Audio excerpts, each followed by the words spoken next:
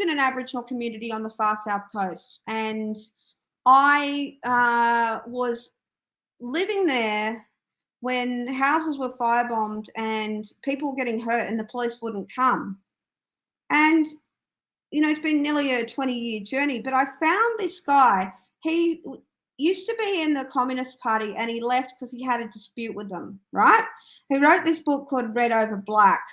But when he wrote it, he was actually a union delegate for the Nurses Federation. They were trying to get him to advocate not removing the police. Because when Charles Perkins became the head of the department, they were moving the police without the elders' authority. And because, traditional law couldn't cope with alcohol. Perkins and these people promoted and got going a move to throw police off the settlements, and the absence of police who used to do a very good and sympathetic job for which they were supported by the Aboriginal leaders in stopping fights and in stopping killings.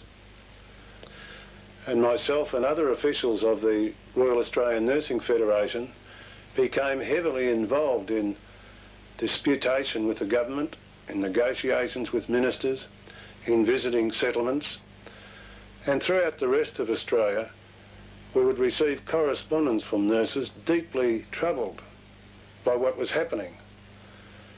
We would have deputations from Aborigines themselves, where apart from the fact that the Aborigines themselves were supporting the nurses and asking us for support to bring the police back to stop violence, we also had appeals from Aborigines to stop having their compatriots who were Christians being beaten up for going to a Christian church.